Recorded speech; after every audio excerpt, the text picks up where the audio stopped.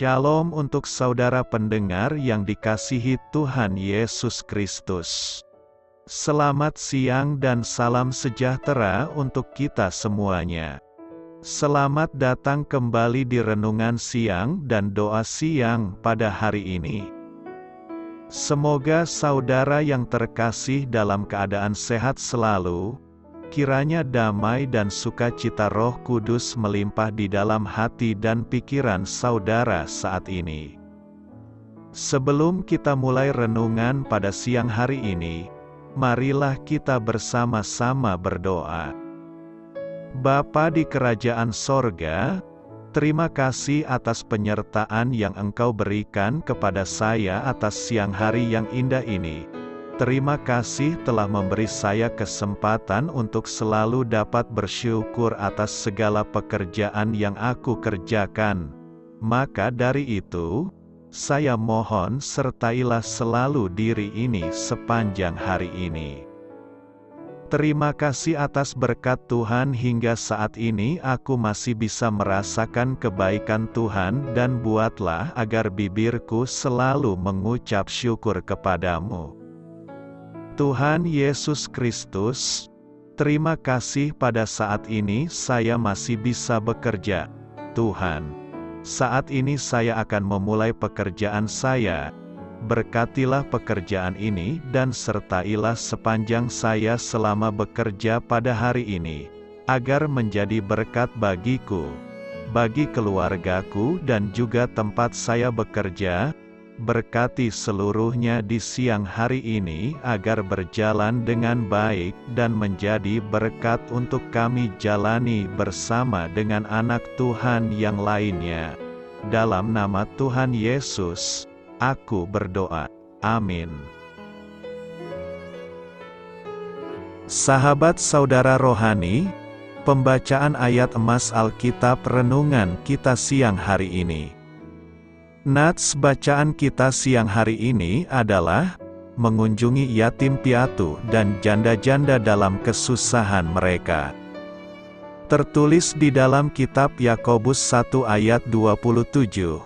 Bacaan kita pada siang ini terambil dari kitab Maleaki 3 ayat 1 sampai dengan ayat 6. Lihat, aku menyuruh utusanku, supaya ia mempersiapkan jalan di hadapanku. Dengan mendadak Tuhan yang kamu cari itu akan masuk ke bait-Nya. Malaikat perjanjian yang kamu kehendaki itu. Sesungguhnya, ia datang, firman Tuhan semesta alam. Siapakah yang dapat tahan akan hari kedatangannya? Dan siapakah yang dapat tetap berdiri apabila ia menampakkan diri? Sebab ia seperti api tukang pemurni logam dan seperti sabun tukang penatu. Ia akan duduk seperti orang yang memurnikan dan mentahirkan perak, dan ia mentahirkan orang Lewi, menyucikan mereka seperti emas dan seperti perak, supaya mereka menjadi orang-orang yang mempersembahkan korban yang benar kepada Tuhan. Maka persembahan Yehuda dan Yerusalem akan menyenangkan hati Tuhan seperti pada hari-hari dahulu kala dan seperti tahun-tahun yang sudah-sudah. Aku akan mendekati kamu untuk menghakimi dan akan segera menjadi saksi terhadap tukang-tukang sihir, orang-orang berzinah dan orang-orang yang bersumpah dusta dan terhadap orang-orang yang menindas orang upahan, janda dan anak piatu, dan yang mendesak ke samping orang asing, dengan tidak takut kepadaku. Firman Tuhan semesta alam, bahwasanya aku, Tuhan, tidak berubah, dan kamu, Bani Yakub, tidak akan lenyap. Ayat di atas terambil dari kitab Maleaki 3 ayat 1 sampai dengan ayat 6. Mari kita mulai renungan siang kita. Judul renungan kita hari ini adalah Yatim Piatu dan Janda. Kata bijak Alkitab hari ini adalah, apabila kasih Kristus semakin bertumbuh dalam diri kita, kasih-Nya semakin mengalir dari dalam diri kita. Cerita renungan siang kita hari ini adalah perjalanan saya ke kantor memakan waktu 25 menit. Maka untuk mengisi waktu, saya menjadi pendengar buku audio rekaman buku yang dibacakan, yang rajin. Akhir-akhir ini, saya mendengarkan novel klasik Oliver Twist karangan Charles Dickens. Di tengah-tengah cerita, saya harus mematikan tape itu karena ceritanya sangat mengganggu saya. Walaupun saya tahu akhir kisah itu bahagia, saya tetap sangat sulit menerima perlakuan yang sangat kejam terhadap anak yatim piatu itu. Allah peduli akan kesulitan orang miskin, dan memberikan tempat khusus di hatinya bagi anak yatim piatu dan janda. Maleaki menuliskan bahwa Allah akan menghakimi orang-orang yang tanpa merasa takut kepada Allah, memanfaatkan janda dan anak yatim piatu. Sebagai orang-orang Kristiani, kita tidak boleh memanfaatkan orang yang lemah. Sebaliknya, kita seharusnya menolong mereka yang membutuhkan. Orang-orang percaya harus memedulikan orang-orang yang dipedulikan Allah. Kita harus mencari kesempatan untuk membantu mereka yang telah kehilangan pasangan hidupnya atau orang tuanya dalam hal keuangan dan emosi. Adakah seorang janda yang membutuhkan bantuan Anda? Adakah seorang anak yang tidak lagi memiliki orang tua karena orang tuanya meninggal, bercerai, menjalankan tugas kemiliteran, atau mengabaikannya? Seperti yang dikatakan Yakobus, ciri kerohanian yang sejati adalah mengunjungi yatim piatu dan janda-janda dalam kesusahan mereka. Ibadah yang murni dan tak bercacat. Yakobus 1 ayat 27 berkata demikian.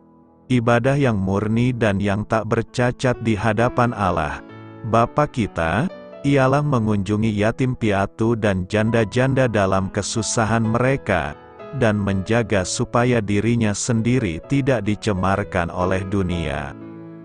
Banyak orang beranggapan bahwa ibadah yang murni dan tak bercacat ialah jika pelaksanaan liturgi gereja dilaksanakan dengan baik tanpa ada kesalahan apapun.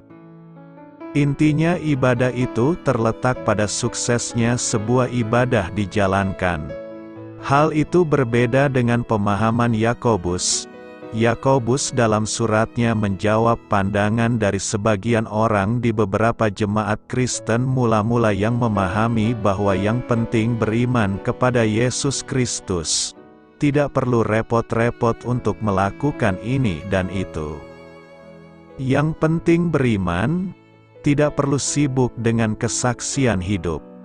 Dengan tegas surat Yakobus menyatakan, tetapi hendaklah kamu menjadi pelaku firman dan bukan hanya pendengar saja, sebab jika tidak demikian kamu menipu diri sendiri.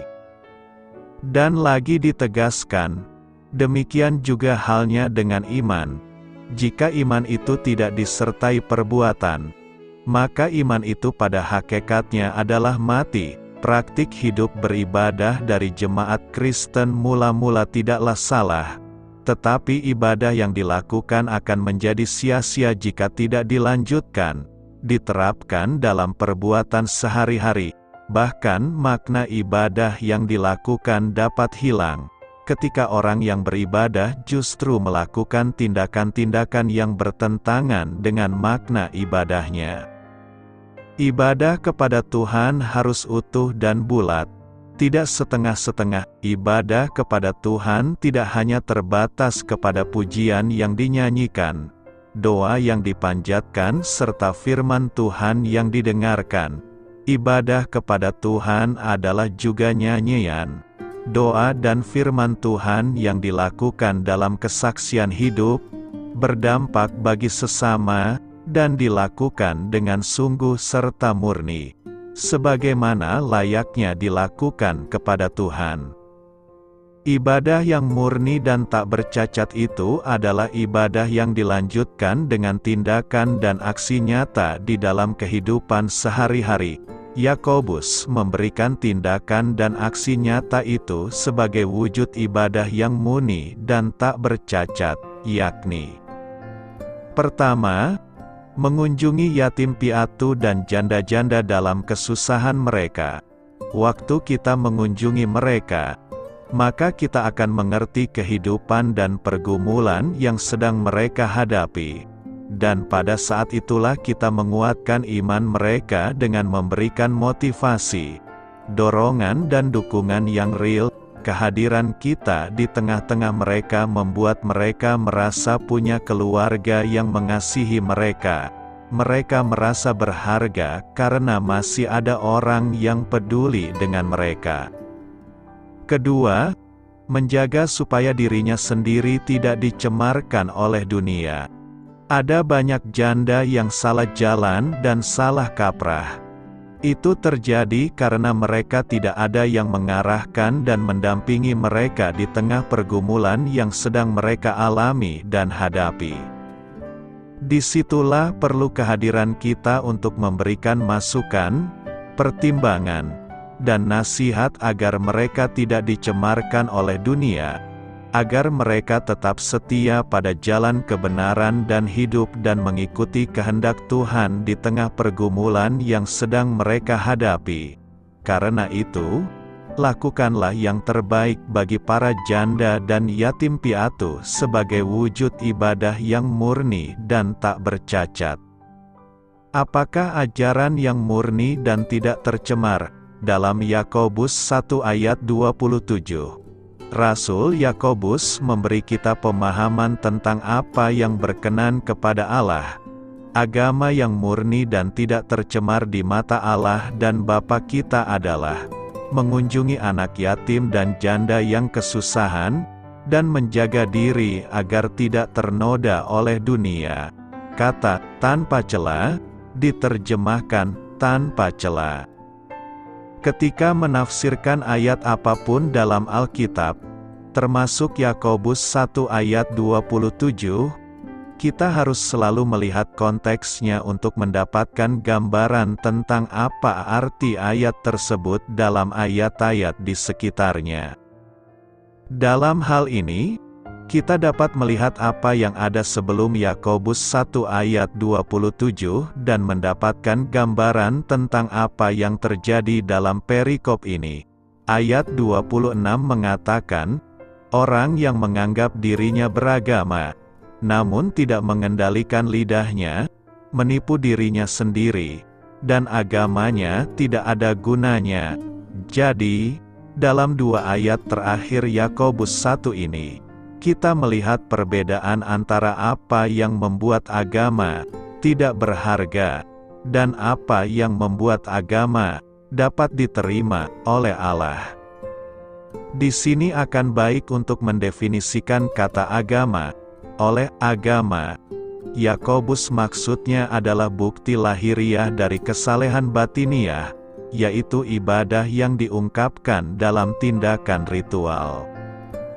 Dalam agama yang tidak berharga, tidak menjadi masalah ritual atau tindakan saleh apa yang dilakukan oleh umatnya, semuanya dinegasikan oleh lidah yang tidak terkendali. Seseorang mungkin melakukan semua tindakan lahiriah dalam kekristenan, namun jika dia berbohong atau berkata tidak baik atau bergosip atau memfitnah atau mencemarkan nama Tuhan, maka agamanya kosong. Semua orang di sekitarnya akan melihatnya, tapi dia sendiri tetap menipu dirinya sendiri. Menurut perkataanmu kamu akan dibenarkan, dan menurut perkataanmu kamu akan dihukum. Kontras yang tersirat dalam agama murni dan tidak tercemar, yang menyenangkan Allah adalah bahwa orang yang beribadah menjaga lidahnya tetap terkendali. Barang siapa di antara kamu yang mencintai kehidupan dan ingin melihat banyak hari baik, jagalah lidahmu dari kejahatan dan bibirmu dari berbohong. Namun Yakobus lebih dari sekadar mengendalikan lidah dan memberikan contoh tindakan keagamaan yang Allah cari. Yang satu fokus keluar, jagalah anak yatim dan janda yang kesusahan. Yang lainnya adalah fokus ke dalam diri sendiri. Jagalah dirimu agar tidak tercemar oleh dunia. Hidup suci, dibarengi dengan pelayanan kepada sesama, adalah kuncinya. Atau, seperti yang Yesus katakan, kasihilah Tuhan, Allahmu, dan kasihilah sesamamu manusia seperti dirimu sendiri. Agama yang murni dan tidak tercemar, terjadi ketika orang-orang beriman memperhatikan orang-orang yang kurang beruntung dan berjuang untuk kemurnian pribadi. Praktik keagamaan yang benar melibatkan membantu mereka yang tidak dapat menolong dirinya sendiri, dan yang tidak dapat membayar Anda kembali. Seperti yang Yesus ajarkan, ketika kamu mengadakan perjamuan, undanglah orang-orang miskin, orang-orang cacat, orang-orang lumpuh, orang-orang buta, maka kamu akan diberkati. Sekalipun mereka tidak dapat membalasnya kepadamu, kamu akan mendapat balasannya pada kebangkitan orang-orang benar. Praktik keagamaan yang benar juga memerlukan komitmen pribadi untuk bertumbuh dalam kebajikan Kristen. Rasul Paulus juga menulis tentang agama yang murni dan tidak tercemar, yaitu tindakan orang-orang yang ingin menyenangkan Tuhan.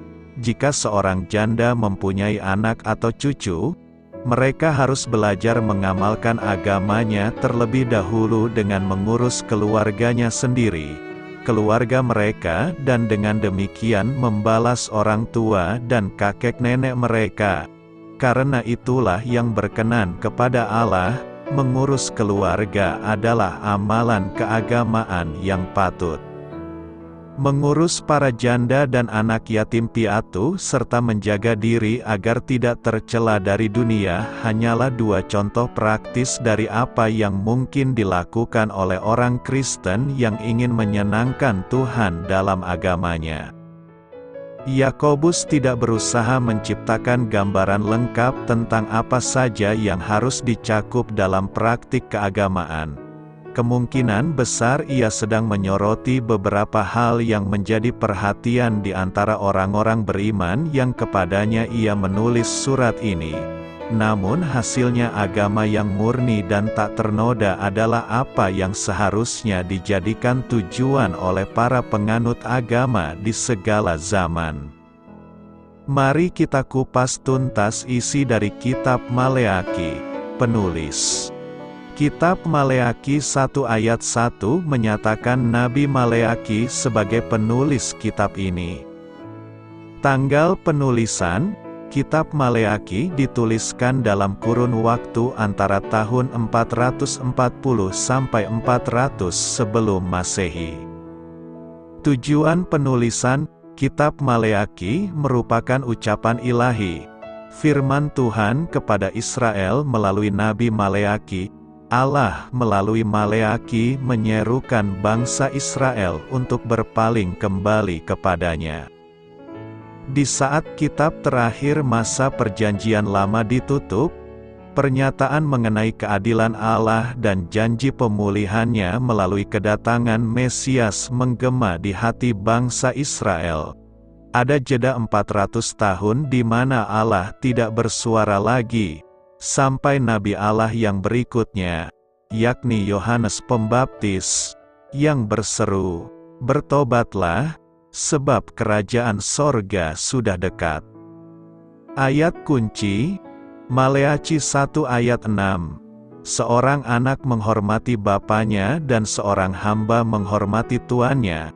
Jika aku ini bapa, di manakah hormat yang kepadaku itu? Jika aku ini tuan, di manakah takut yang kepadaku itu? Firman Tuhan semesta alam kepada kamu, hai para imam yang menghina namaku. Tetapi kamu berkata, dengan cara bagaimanakah kami menghina namamu? Maleaki 3 ayat 6-7. Bahwasanya aku, Tuhan, tidak berubah, dan kamu, Bani Yakub, tidak akan lenyap. Sejak zaman nenek moyangmu kamu telah menyimpang dari ketetapanku dan tidak memeliharanya. Kembalilah kepadaku, maka aku akan kembali kepadamu, firman Tuhan semesta alam. Maleaki menuliskan firman Tuhan kepada umat pilihan Allah yang sudah menyimpang, terutama kepada para imam yang menyimpang dari jalan Tuhan. Para imam tidak memperlakukan dengan benar kurban yang mereka persembahkan kepada Allah. Hewan kurban yang cacat pun ikut disembelih, walaupun hukum telah menyatakan hewan kurban tidak boleh bercacat.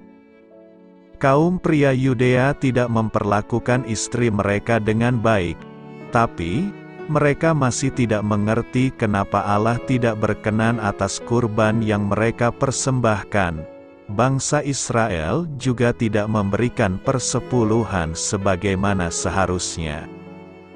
Terlepas dari segala dosa dan pembangkangan yang terjadi, Maleaki mengulangi pesan mengenai kasih Allah kepada umatnya dan janjinya akan kedatangan utusannya kelak. Maleaki 3 ayat 1-6 merupakan nubuatan mengenai Yohanes Pembaptis. Ia merupakan utusan Allah yang diutus untuk mempersiapkan kedatangan Mesias, Yesus Kristus. Yohanes memberitakan pertobatan dan membaptis dalam nama Tuhan. Dengan jalan itu, ia mempersiapkan jalan bagi kedatangan Yesus. Akan tetapi, sang utusan yang datang, dengan mendadak masuk ke dalam bait-Nya, adalah Kristus sendiri pada kedatangannya yang kedua dengan segala kuasa dan kemuliaan. Pada waktu itu, ia akan mentahirkan orang Lewi. Mereka yang menjalankan hukum Musa akan membutuhkan pemurnian atas dosanya melalui darah juru selamat. Hanya setelah itu, barulah mereka bisa mempersembahkan korban yang benar, karena kebenaran Kristus akan diperhitungkan kepada mereka melalui iman. Allah tidak senang ketika kita tidak taat kepada perintah-Nya. Ia akan membalas mereka yang mengabaikannya. Sebagaimana Allah membenci perceraian, Allah menganggap perjanjian nikah sebagai hal yang sangat serius dan tidak ingin melihatnya bubar. Kita harus setia kepada pasangan hidup kita sepanjang masa. Allah melihat hati kita, jadi Ia dapat mengetahui motivasi kita, karena tidak ada apapun yang tersembunyi baginya. Ia akan kembali dan menjadi hakim. Jika kita kembali kepadanya, maka Dia akan kembali pada kita. Tuhan menyuruh utusannya. Maleaki 3 ayat 1 berkata, "Lihat, aku menyuruh utusanku, supaya ia mempersiapkan jalan di hadapanku. Dengan mendadak Tuhan yang kamu cari itu akan masuk ke bait-Nya. Malaikat perjanjian yang kamu kehendaki itu, sesungguhnya, ia datang, firman Tuhan semesta alam." Nubuat Maleaki ini mengungkapkan perincian yang signifikan mengenai kedatangan Mesias, yaitu, bahwa kedatangannya di bait suci akan didahului oleh seorang utusan lain yang dikirim oleh Allah.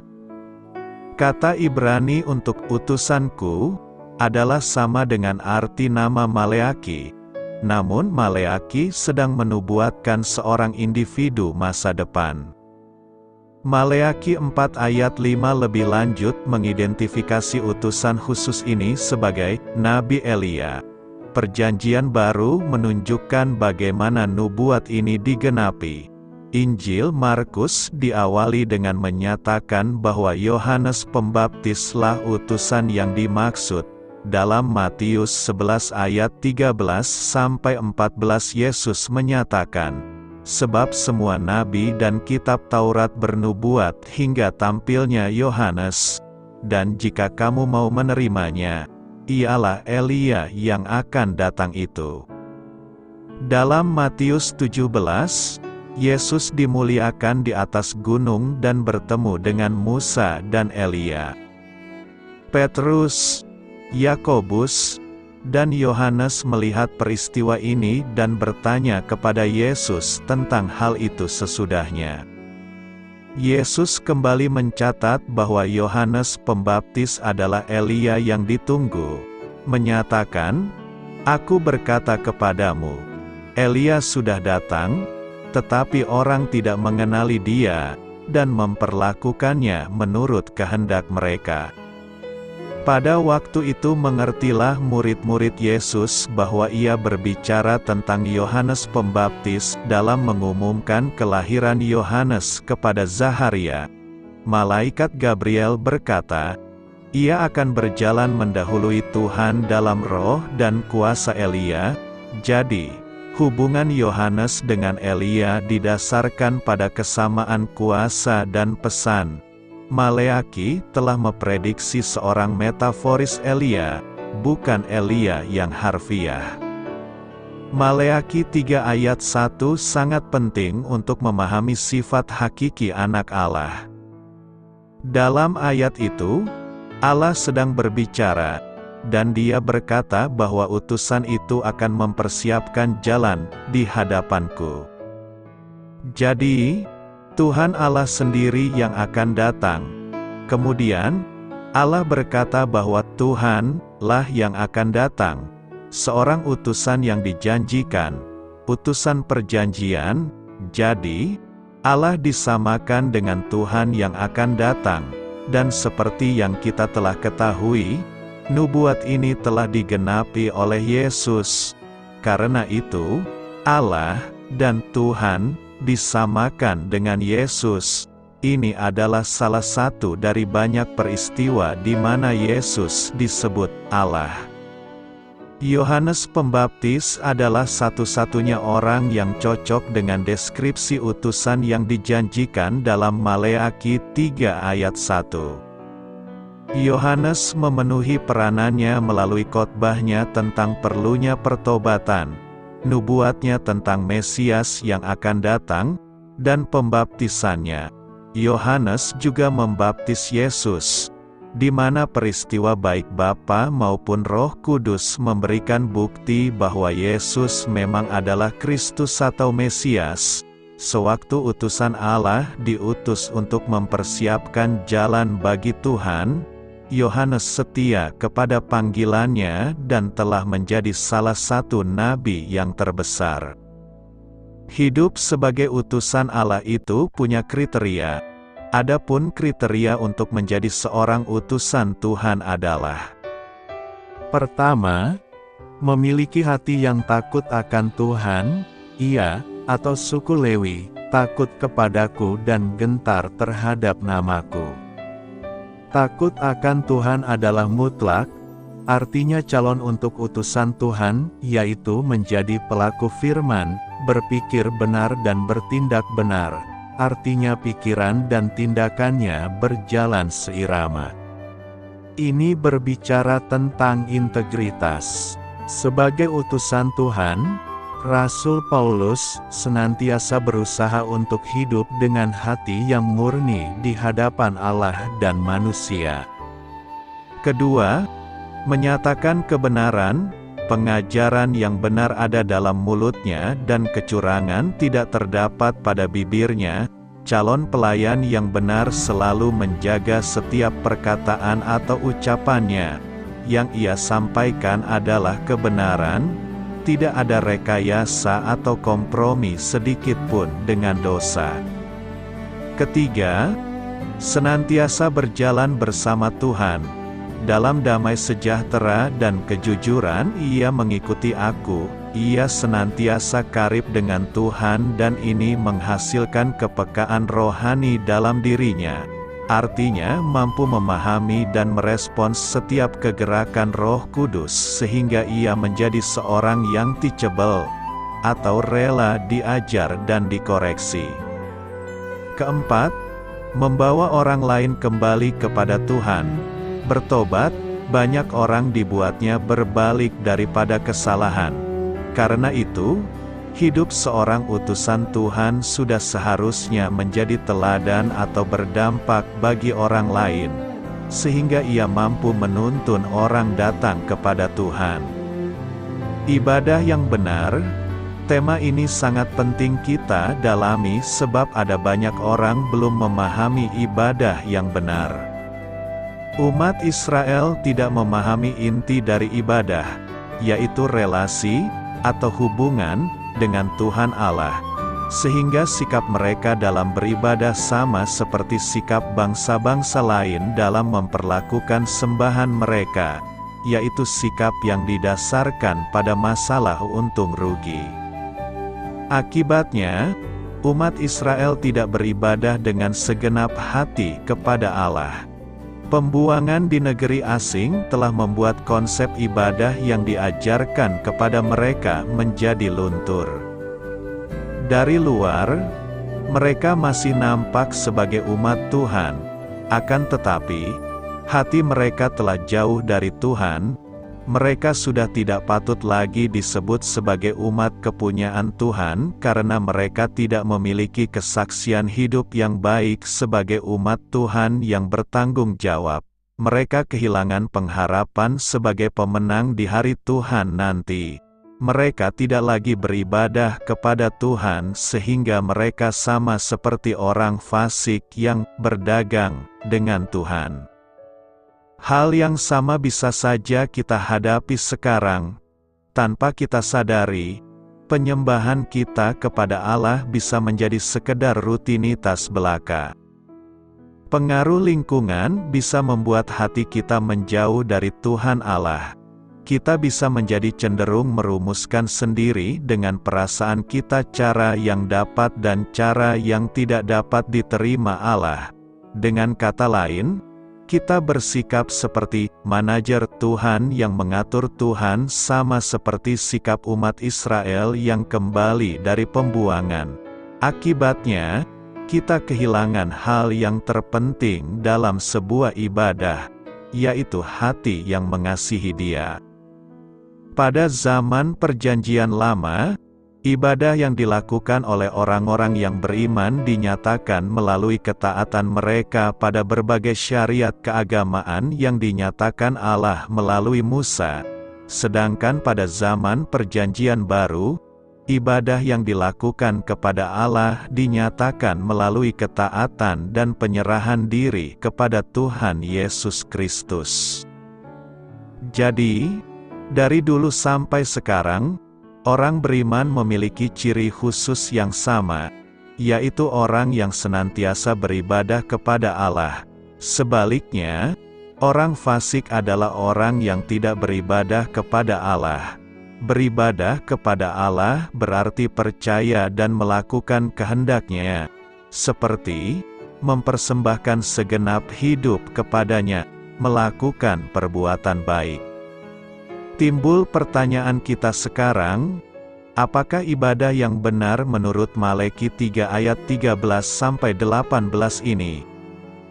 Pertama, ibadah yang benar itu adalah jagalah kata-katamu, sebagai orang yang beribadah dan taat kepada Allah. Kita harus menjaga kata-kata kita agar tidak menghina Allah, agar kita tidak berdosa. Dosa di sini mereka lakukan dengan kata-kata. Ini terlihat dari kata bicaramu dalam ayat 13, yang menunjukkan bahwa Maleaki menyerang kata-kata mereka.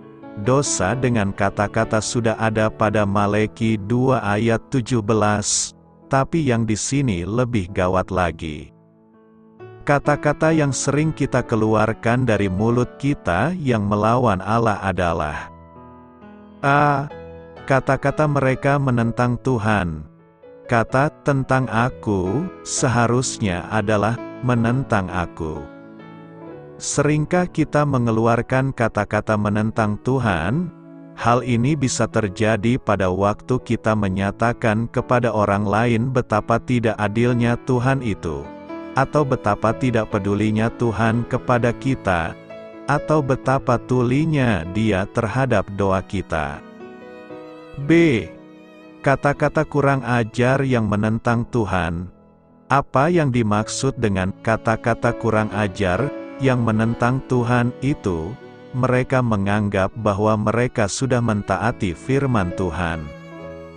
Bahwa mereka menganggap bahwa diri mereka sudah mentaati firman Tuhan, terlihat dari kata-kata memelihara dan berjalan dalam ayat 14. Mungkin ini adalah ketaatan lahiriah saja atau ketaatan sebagian seperti dalam Yesaya 58 ayat 3-4. Tetapi yang jelas adalah bahwa mereka menganggap diri mereka benar. Kalau kita menganggap diri saudara benar, maka dengan itu kita mengucapkan kata-kata kurang ajar yang menentang Tuhan, karena Tuhan menyatakan diri kita sebagai orang berdosa. Kita juga sering berdosa melalui kata-kata kita, karena itu lebih baik tidak berbicara kalau memang tidak berguna. Ingat akan Amsal 10 ayat 19 yang berbunyi, "Di dalam banyak bicara pasti ada pelanggaran, tetapi siapa yang menahan bibirnya berakal budi." Tuhan mendengar kata-kata kita. Seringkali orang beranggapan bahwa Tuhan hanya memperhatikan tingkah laku kita. Tetapi ayat-ayat di atas itu menunjukkan bahwa Tuhan juga memperhatikan atau mendengarkan segala pembicaraan kita. Yesus berkata bahwa kita akan dihakimi juga berdasarkan kata-kata kita. Karena itu jangan hanya menguduskan diri dalam hal tindakan kita, tetapi juga dalam kata-kata saudara. Dosa melalui kata-kata bisa terjadi kalau kita mencaci maki, mengeluarkan kata-kata kotor, menyebut nama Allah dengan sia-sia, berdusta, memfitnah, membicarakan kejelekan orang, bersungut-sungut.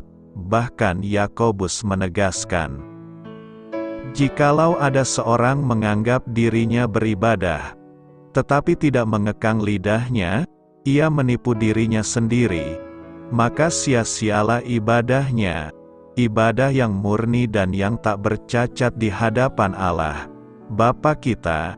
Ialah mengunjungi yatim piatu dan janda-janda dalam kesusahan mereka, dan menjaga supaya dirinya sendiri tidak dicemarkan oleh dunia. Kedua, ibadah yang benar adalah tidak menganggap sia-sia beribadah kepada Allah.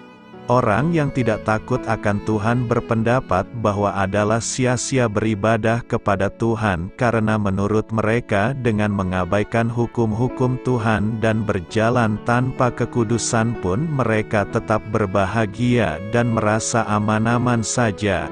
Bahkan ketika mereka bertindak kurang ajar dan mencobai Tuhan sekalipun mereka tetap terluput.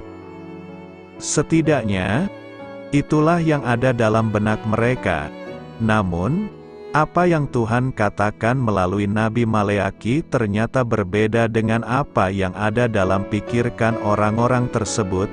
Tuhan berkata bahwa Dia tetap membuat perbedaan antara orang-orang yang beribadah kepadanya dengan orang-orang yang tidak beribadah kepadanya. Kepada mereka yang beribadah kepadanya, Tuhan akan senantiasa mendengar dan memerhatikannya. Meskipun mungkin saja mereka merasa Tuhan tidak memerhatikannya, terlepas dari apapun yang mereka rasakan. Bagi Tuhan, mereka tetap adalah milik kesayangannya, seperti seorang bapa yang menyayangi anaknya. Mengapa bisa muncul pemahaman yang berkata adalah kesia-siaan beribadah kepada Tuhan? Hal ini terjadi ketika kita salah memahami dan salah menempatkan Allah dalam kehidupan kita. Hal ini bisa terjadi ketika kita menjadikan Allah menjadi alat atau benda yang dapat memuaskan ego dan keinginan kita. Namun, ibadah yang benar di hadapan Tuhan adalah ketika kita ibadah yang kita lakukan adalah sebagai bentuk syukur kita kepada Tuhan atas keselamatan yang Tuhan berikan pada kita. Kita beribadah bukan supaya diselamatkan, tetapi karena kita telah diselamatkan. Umat Israel berkata bahwa ikut atau taat kepada Tuhan itu sia-sia dan tak ada untungnya. beribadah, seharusnya dipahami, melayani, mereka menganggap hal ini sia-sia. Apakah kita sering beranggapan bahwa pelayanan yang kita lakukan untuk Tuhan itu adalah sia-sia? Kalau ya, bacalah 1 Korintus 15 ayat 58, yang menyuruh kita untuk giat melayani Tuhan karena jerih payah dan pekerjaan yang kita lakukan dalam Tuhan tidak akan sia-sia. Ketiga, orang yang beribadah itu adalah orang yang tidak gegabah. Kata gegabah seharusnya adalah sombong. Ini menunjuk kepada orang yang tidak beriman. Orang yang tidak beriman disebut sombong karena mereka tidak mau datang kepada Allah, dan itu menunjukkan kesombongan mereka. Mereka merasa bisa hidup tanpa Allah. Orang seperti ini justru dianggap berbahagia oleh Israel. Mungkin kita tidak pernah berkata, "Berbahagialah orang yang tidak percaya," tetapi kalau kita berkata bahwa jadi orang tidak Kristen itu enak, karena hari Minggu tak perlu ke gereja, sehingga bisa piknik. Bahwa jadi orang tidak Kristen itu enak karena bisa melakukan dosa-dosa yang menyenangkan, maka bukankah sebetulnya sama saja dengan kita berkata, "Berbahagialah orang yang tidak percaya"? Jika kita benar-benar dan sungguh-sungguh beribadah kepada Tuhan, maka ada beberapa hal yang akan kita terima dari Tuhan, yakni: pertama, Allah mendengar dan memperhatikan orang yang bertobat. Orang-orang yang takut akan Tuhan pasti akan tunduk kepada firman Tuhan. Bukti dari orang yang takut akan Tuhan itu adalah mereka mau berbicara satu dengan yang lainnya. Ini berbeda dengan orang-orang yang melawan Tuhan, karena pembicaraan di sini menunjukkan adanya persekutuan di antara orang-orang itu, di mana mereka saling saring sehingga mereka saling menguatkan dalam pertobatan mereka. Kedua, Tuhan punya kitab peringatan bagi orang yang takut akan Tuhan. Raja-raja Persia pada zaman itu mempunyai kitab catatan dan peringatan. Allah juga dikatakan punya kitab seperti ini. Apakah ini sesuatu yang bersifat hurfiah atau simbolis? Tidak terlalu penting, yang jelas ini menjamin keadilan Allah. Allah memang bisa menunda hukuman dan berkat dari orang yang berbuat dosa dan baik, tetapi Ia mencatatnya dan tidak mungkin melupakannya. Ia akan memberi hukuman dan berkat pada waktunya. Kalau selama ini kita terus berbuat dosa karena kita menganggap Allah tidak menghukum kita, ingatlah bahwa Allah mencatat dan mengingat semua itu. Bertobatlah sebelum hukuman itu tiba. Kalau selama ini kita setia ikut Tuhan dan kita tidak merasakan berkat apa-apa, jangan putus asa dalam mengikut Tuhan. Tuhan mencatat dan mengingat kesetiaan kita dan akan memberikan berkat-Nya pada waktunya. Ketiga, kita akan menjadi milik kesayangan Tuhan. Sebelum hari dan saat itu tiba, kelihatannya tidak ada beda antara orang jahat dan orang baik dan beriman. Tapi pada saat itu akan kelihatan bedanya. Orang yang ikut Tuhan akan menjadi milik kesayangan Tuhan. Tak berarti bahwa sebelum saat dan waktu Tuhan itu tiba mereka bukan milik kesayangan Tuhan. Mereka sudah merupakan milik kesayangan Tuhan, tetapi belum kelihatan. Tapi bila waktu Tuhan itu tiba, maka akan kelihatan bahwa mereka adalah milik kesayangan Tuhan. Karena itu, marilah terus berjuang dan berusaha untuk melakukan ibadah yang benar di hadapan Tuhan agar kita memperoleh berkat-Nya yang berkelimpahan. Selamat memulai karya dalam minggu ini untuk Tuhan. Doa saya menyertai saudara sekalian. Saya memberkati Anda agar sewaktu Anda mencarinya dari Dia, Bapa Surgawi Anda akan memberikan bagi Anda roti harian Anda. Dalam nama Yesus Kristus, Tuhan yang berkuasa atas alam semesta dan menuntun kita kepada iman yang menyelamatkan, Tuhan Yesus menyertai senantiasa. Tuhan memberkati. Amin.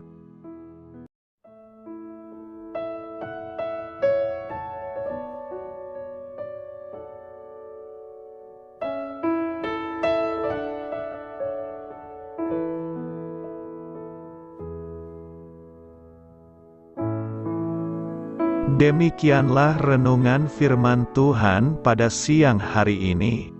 Semoga menjadi kekuatan di dalam hidup kita dan menjadikan kita pribadi yang lebih sukses. Sebelum kita memulai aktivitas hari ini, marilah kita berdoa. Bapa kami yang ada di sorga, terima kasih atas kasih dan kebaikan Tuhan yang begitu besar buat kami. Tuntunlah perbuatanku agar di sepanjang hari ini saya bisa bekerja sebaik-baiknya, tidak pernah jemu menolong sesama, selalu ramah dan tahu terima kasih, menghayati iman dan mengamalkannya dengan sekuat tenagaku. Semua ini saya sampaikan kepadamu, dengan pengantaraan Kristus, Tuhan kami. Allah, Bapa kami bersyukur kepadamu, bahwa dengan bekerja kami boleh ambil bagian di dalam karya-Mu mensejahterakan dan membahagiakan umat manusia. Kami mohon bimbingan-Mu dalam melaksanakan pekerjaan kami hari ini. Bimbinglah kami agar sanggup bekerja dengan semangat kasih, dengan riang, rajin dan jujur. Terima kasih, Tuhan. Amin. Dalam nama Tuhan Yesus Kristus Tuhan dan Juru Selamat kami, Bapa kami yang baik, kami mengucap syukur dan berdoa. Amin. Biarlah firman Tuhan menjadi pengingat untuk kita semua, bahwa tuntunan dari Roh Kudus akan selalu memberi jalan keluar bagi setiap permasalahan hidup kita, dan memberi kedamaian di hati kita. Amin. Sampai jumpa di renungan siang saudara rohani berikutnya. Shalom.